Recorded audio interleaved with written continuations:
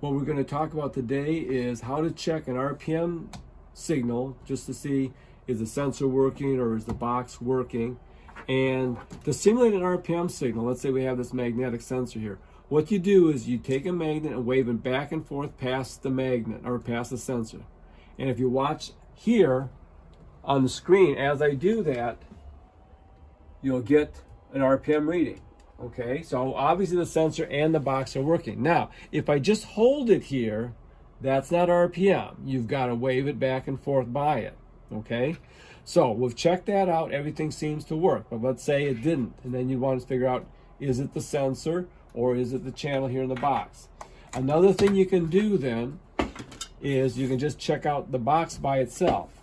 An RPM signal is an intermittent grounding and opening of the channel. This is ground. In the 6-pin connectors, which are RPM channels, this is a Datamite 4, there's 4 RPM channels. This is channel 1, this top right. This is RPM 2, this top right, and RPM B. Channel 3 is the middle channel, the middle signal here on RPM B, and the 4th RPM is the middle and top RPM A.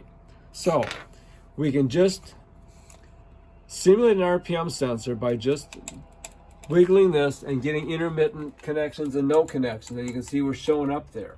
Now I'm going to try it here. This is the 2nd RPM. Same thing. And you can see we're getting signals there. And then I'm going to go to this other one. To the middle, this is RPM 3.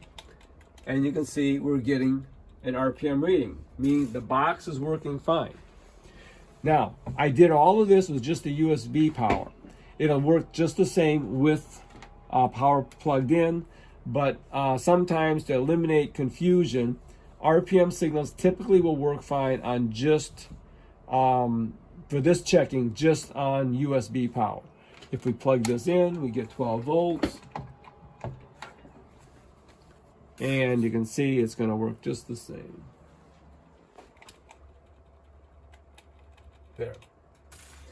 Now our inductive pickup box does require 12 volts. So if you're testing the inductive pickup box for engine RPM, you would have to have 12 volts plugged in.